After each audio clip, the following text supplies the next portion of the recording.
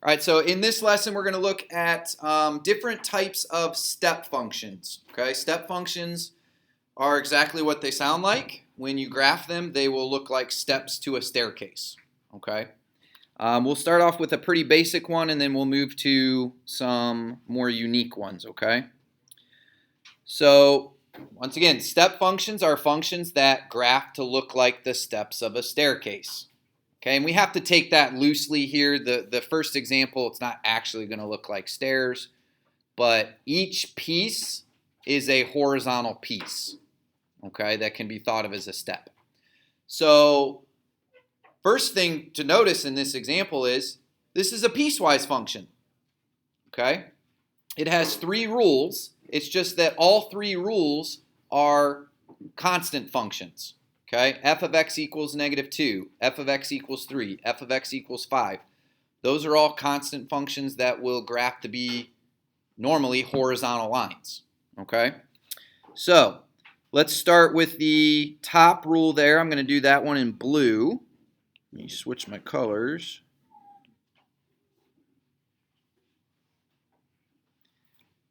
All right, so the first number I'm going to plug in for x is -3. The left value of my compound inequality there. When x is -3, y is -2. So I'm going to plot the point of -3, -2.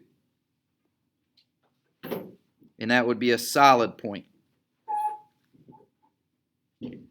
Then I'm going to plug in the other value from that compound inequality of 0.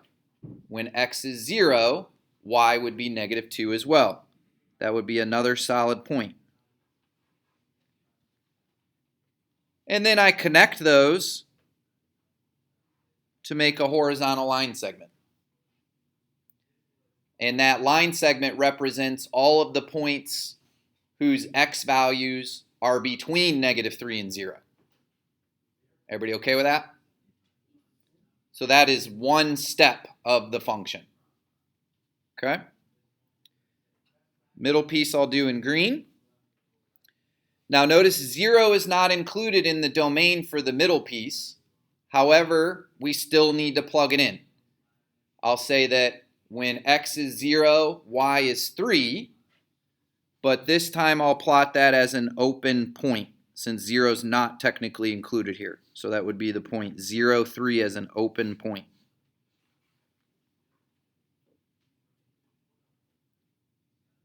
Then I plug the other in value from the inequality in, 3. F of 3 is 3. Should that be solid or dash, or solid or open? Yeah, so plot 3, 3 as a solid point. Connect both of those to make another horizontal line segment. There's your second step. All right. Last piece I'll do in red. Plug the x value of 3 in. That's going to result in 5. So I plot 3, 5. Solid or open? Open.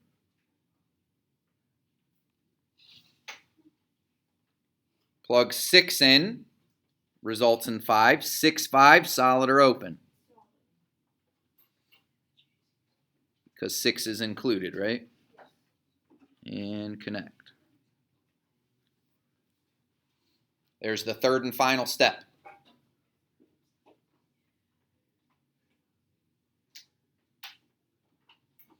Questions on making the graph?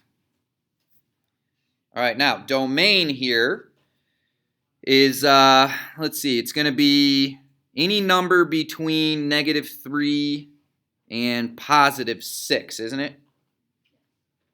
-3 is less than or equal to x, which is less than or equal to 6. How did I reason that out? Well, if I look at all three of those inequalities together, when I combine those, they span from x values of -3 up to x values of +6, right? Okay, the range on this one is pretty unique. I would say the range only includes 3 y values. say y equals -2, 3, and 5. Everybody okay with that? Those are the only y values that any of the points on the graph can assume. Questions? Okay. So now let's transition to a very special type of step function. It's known as the greatest integer function, or sometimes it's referred to as the floor function. Okay? So there's a lot of different notations for this function that all mean the same thing. So one notation is just putting int in front of your x. Okay? The other notation is next to that. They kind of look like brackets, right? But notice the top of the brackets is gone. You only have the bottom of the brackets. The fact that you have the bottom of the brackets is of good visual that this is the floor function. Next, we're going to look at the ceiling function, and the notation is going to be the exact opposite. Okay? So regardless of what notation you're using, here's what it means. It means to take the greatest integer less than or equal to x. The greatest integer less than or equal to x. Okay, so as an example, if f of x is equal to the greatest integer less than or equal to x, or the floor function here, if I said find f of 2.7, here's all we need to do. Visualize 2.7 on a number line. It's between 2 and 3, isn't it? Right there's 2.7. All the greatest integer function or the floor function wants me to do is revert back to the next closest integer to the left of that on the number line. Think of it like this. It's like rounding down almost. Rounding down. So I'm going to say that f of 2.7 here is 2. Because 2 is the greatest integer that is less than or equal to 2.7. Does that make sense? Think about why we call it the floor function then. Because I'm going down to the next closest integer on the number line. Okay? All right, be careful when you're evaluating with a negative number. Okay, negative 3.4 is between what two integers? Negative 3 and negative 4, right? Okay, the greatest integer less than or equal to that would round me down to negative 4.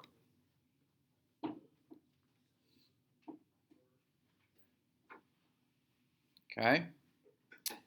How about what's the greatest integer less than or equal to 14? Good, because 14 is already an integer, right? Okay, so now that we've looked at evaluating for individual values, now let's look at how we can graph this. It's a very unique process, all right? Can we agree that any number that's between negative 2 and negative 1, any value between negative 2 and negative 1 is going to result in the same thing with this function? Okay, so I'm creating a table of values here. And notice in my table, instead of an individual value for x, I do an interval of x values. So my first interval is this guy. And I want you to notice I'm including the left number, but I'm not including the right number. Okay, I can't include both of them because only one of those values, in this case the smaller number, is going to result in the same y value as any of the other numbers in that interval. Okay, so pick a random number that's between negative 2 and negative 1. What's the greatest integer less than or equal to that going to be? -2. Very good. Doesn't matter if I chose -2.1, or I'm sorry, -1.1, -1.5, -1.9, -1.99999. All of those are going to round down to -2, yes? Okay. So how do I graph this? Well, use the leftmost number from the interval, which in this case is -2.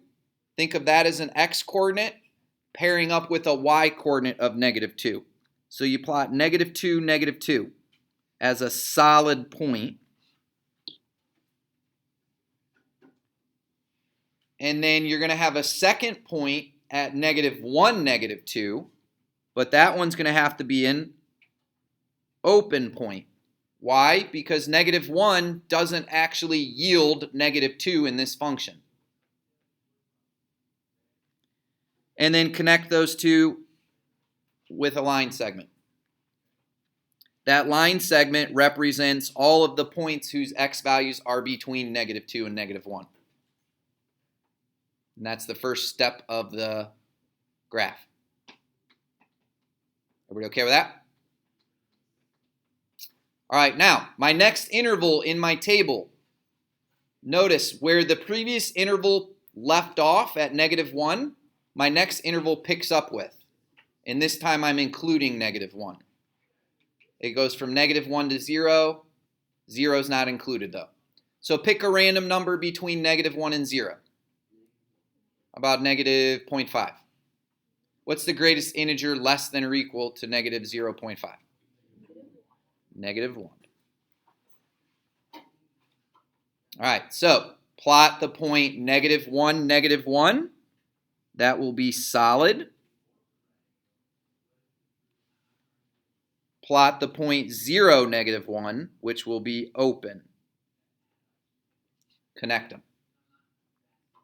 There's the second step. Notice, I should have stressed this on the last example. We'll pass the vertical line test, won't we? Yeah. Okay, because like even right here, we're only passing through one of those 2 points, right? Not both of them. So these are functions. Okay. Move to the next interval. Stopped at 0 on the second interval. My third interval picks up at 0. This time it's included. Pick a number between 0 and 1. 0.5. What's the greatest integer less than or equal to 0.5? 0. Plot a point at 0, 0. That's solid. Plot a point at 1, 0. That's open. Connect. See a pattern emerging? So for the next interval, what are the outputs going to be? Yeah, we're going to get a 1, so we'll get 1, 1 and 2, 1. But 2, 1 is an open point. And then the trend's going to continue, right? So we can just keep carrying this on.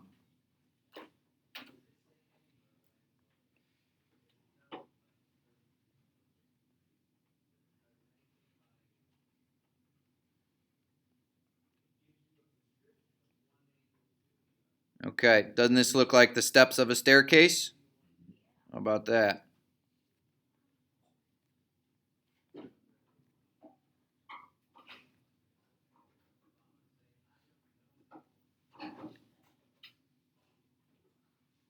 All right, the domain for this. What do you think? Absolutely. All real numbers. I can plug any number in for x into this greatest integer function. I'll get a result out. How about the range? This is a tricky one. Kyle?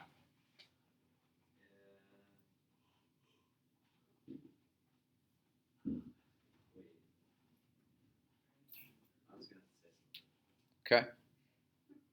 Let's go. Very good. Any integer.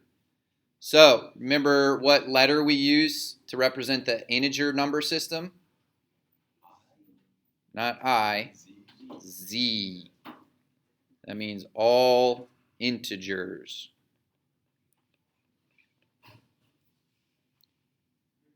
Notice why it's all integers. Each one of those steps is 1 unit apart from each other, right? And their y coordinates are always integers. There's no decimal values for any of the y coordinates of any of these points. Okay, now notice this could be rewritten as a piecewise function similar to what we did in example 1. So it could look something like this. You could say we've got f of x equaling -2 for x values between -2 and -1. Or f of x could equal -1 for x values between -1 and 0. Or f of x could equal 0 for x values between 0 and 1. And then that pattern just continues, right? So I'll just do a dot, dot, dot, and actually it can go in both directions. So clearly I can't write that out an infinite amount of times, right? That's why we have come up with a special notation, this notation up here, to represent the function. Questions? What is the thing again? The fx equals x. That's the notation that represents this type of function. When I see int, I know that means to round down to the next closest integer. So you plug in for x. Whatever you want. Okay, example 3. Notice I'm using the bracket notation here, and see how I have only the bottom half of the brackets. This lets me know I'm working with the floor function or the greatest integer function. Okay? Now, treat these brackets kind of like grouping symbols. Okay? So when I plug in a number for x here, I'm going to have to add 1 to it before I take and round down to the next closest integer. Does that make sense? Okay, so pick a number between -2 and -1. Something easy to work with. -1.5. Add -1.5 to 1. What do you get? -1.5 plus 1 is -0.5, right? Round that down to the next closest integer. -1. Then multiply by the 2 that's out in front. You get a -2. Does that make sense? Let's show the work on that actually. So if I did f of -1.5,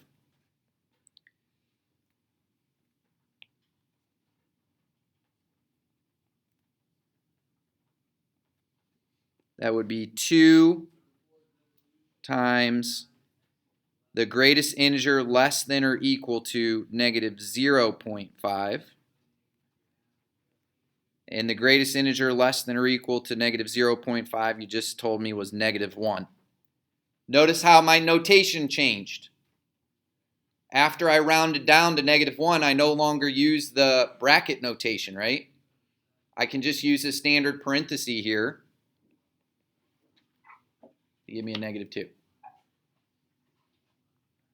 All right, so what points am I plotting for my endpoints?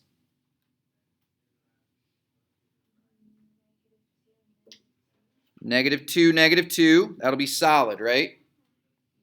Followed by -1, -2, which is open. Connect them.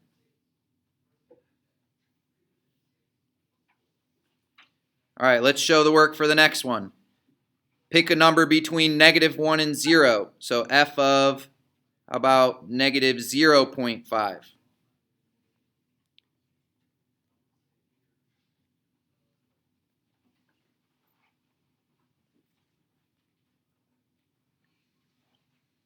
Negative 0.5 added with 1 is 0.5. Round that down to 0. The greatest integer less than or equal to 0.5 is 0. 2 times 0 is 0. So I'm going to plot negative 1, 0, solid point, 0, 0 as an open point.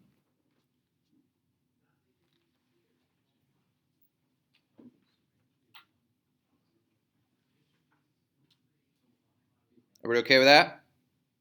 Where did we get the 1.5? The negative 0.5? I'm just picking a number in this interval. A random number. Okay. Quinn?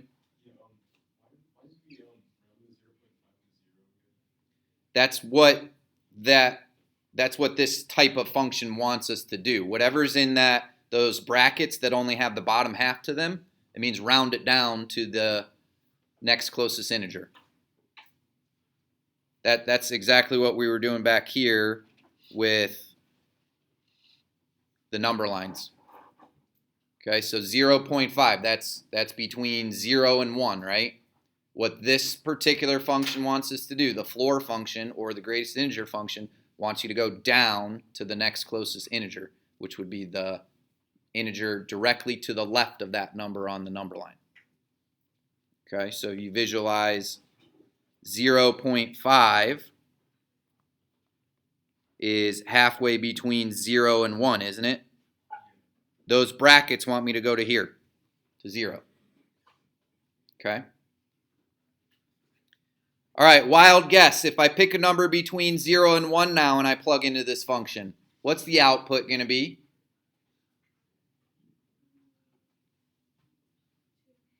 Positive 2. There's a trend. Look, the original y value that I got was negative 2. Then it went to 0. Then it's going to go to 2. What's the next one going to be? 4, then 6, then 8. Make sense? Okay. So I'd plot 0, 2, 1, 2. Then I'd plot 1, 4 as a solid, 2, 4 as an open.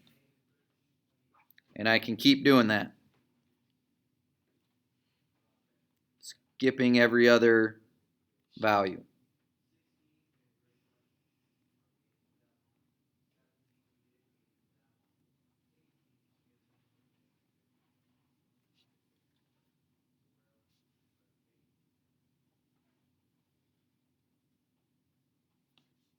What's the domain? Still all reals. What's the range?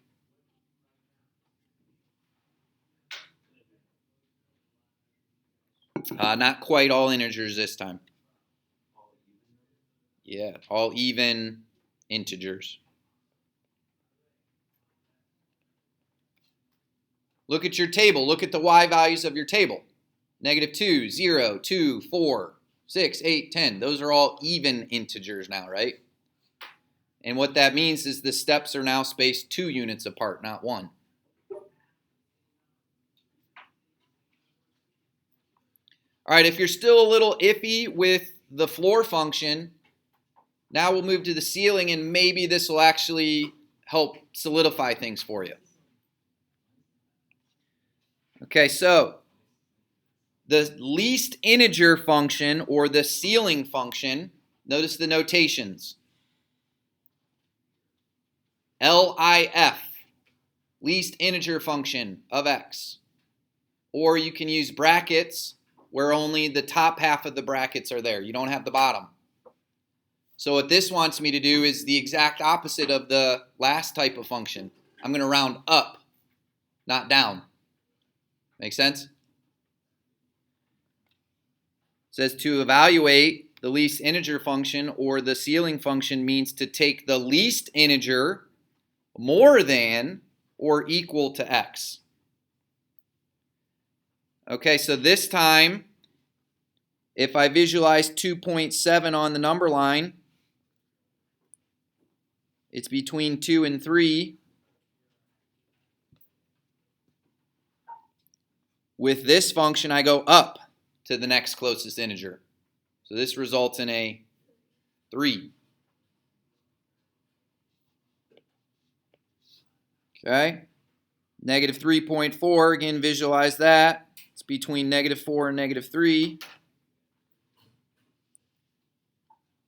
The ceiling function wants me to go up to negative 3 this time.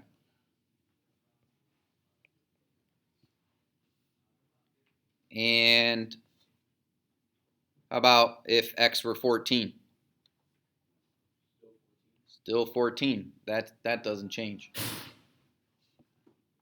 All right, at first glance, it looks like my table is identical to the previous couple examples, right? Is it really identical? What's changed?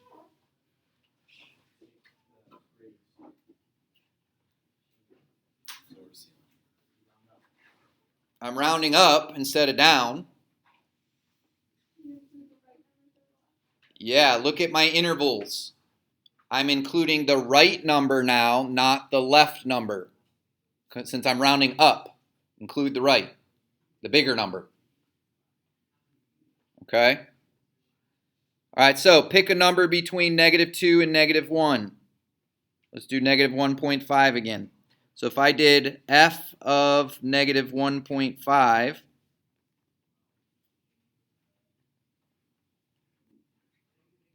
that would round up to what? Negative 1. Okay, so we plot the point negative 2, negative 1, but this time it's open. The left endpoint will be an open point. And the right endpoint, negative 1, will be a solid point.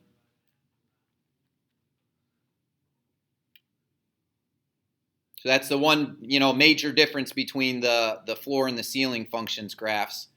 Here, left endpoint is open, right endpoint is solid. On the floor functions, it's the opposite. Okay, move to the next interval. Pick a number between negative 1 and 0. Negative 0.5. What's the ceiling function going to revert that to? 0. We're going to round up to 0. That's going to make me plot negative 1, 0 as an open point, 0, 0 as a solid point. Okay, then we're going to get 1, and then we're going to get 2.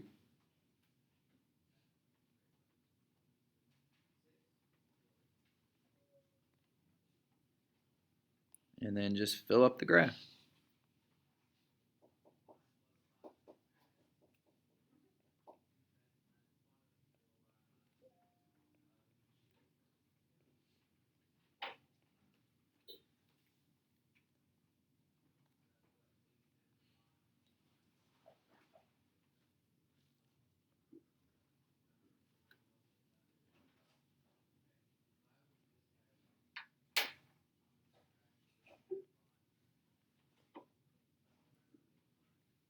Oh, just up there.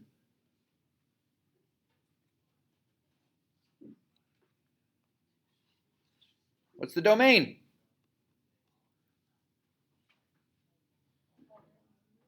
All reals. Range.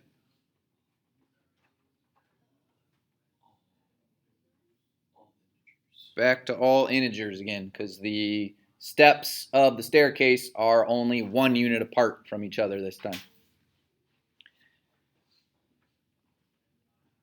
All right, and once again, I can rewrite this as a piecewise function.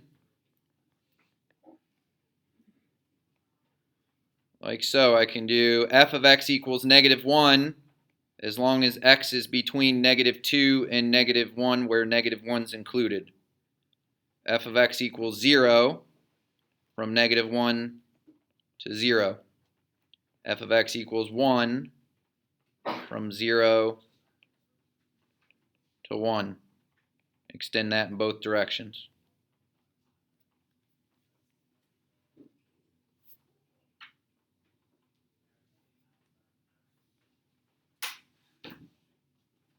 All right. Make it a little more sophisticated now. F of x equals the negative of the ceiling of x plus 2, or the negative of the least integer more than or equal to x plus 2. All right. Pick a number between negative 2 and negative 1. I'll do negative 1.5 again. So I need the negative of the ceiling of negative 1.5 plus 2. Negative 1.5 plus 2 is 0.5. What's the ceiling of 0.5?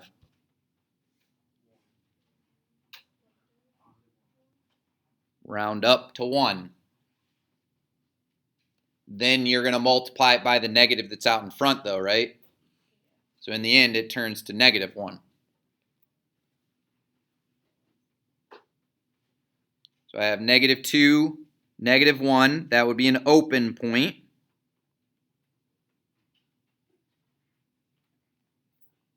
Negative 1 would be a solid point.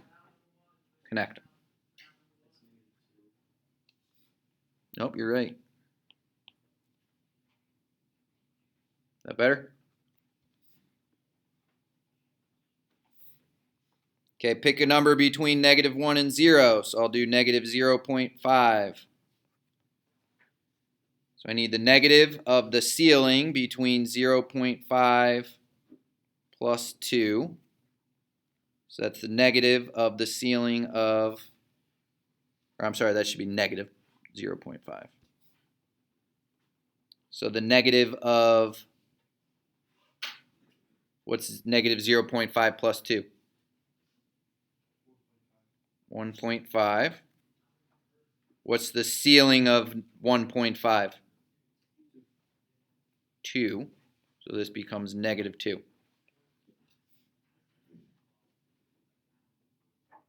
So I plot negative 1, negative 2 as an open point, 0, negative 2 as a solid point.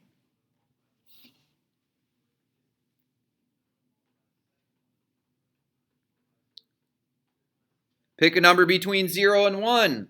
What's it going to result in? Yeah. And then the next would be negative 4. All right, so again, it only takes 2 or 3 of these for the pattern to emerge. Just fill it up.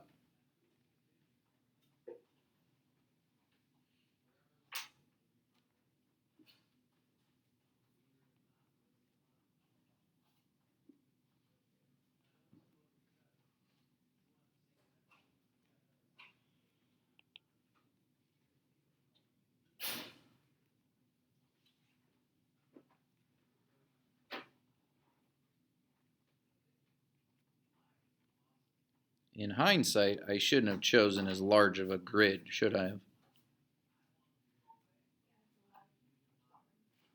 That's kind of the downfall in these. It's like normally after we plot a few points, we can just draw an arrow to show that the pattern continues, right? But for these, the graphs, the steps are disjointed, so you can't really do that. Domain, all reals, range, all integers.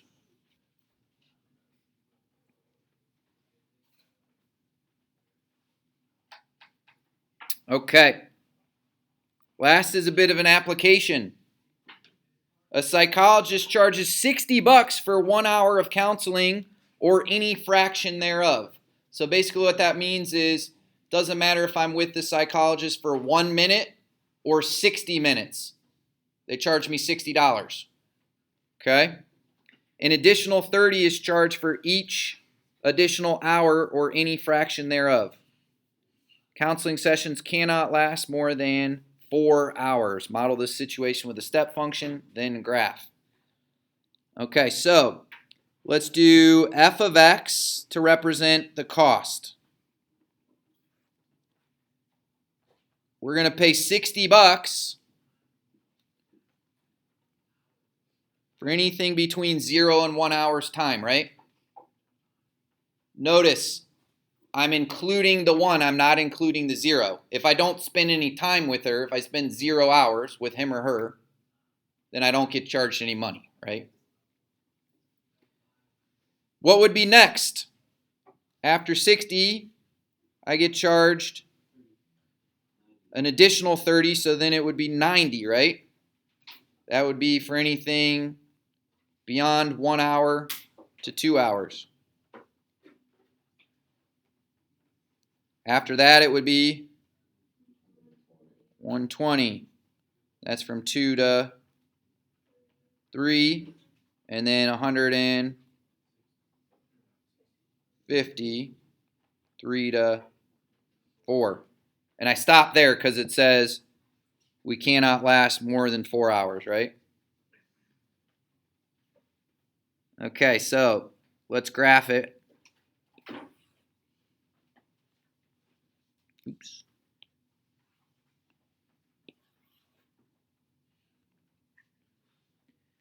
Okay, let's make, these are just 1, 2, 3, 4. And then let's make this 30, 60, 90, 120, 150.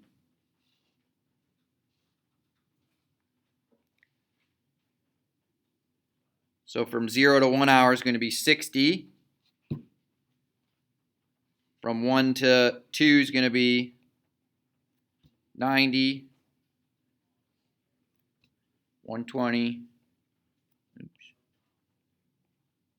150.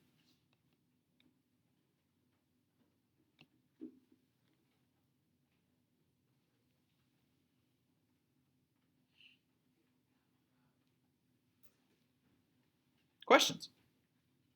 Is that a floor or ceiling function? Ceiling, you're going up. You're rounding up. All right, very good.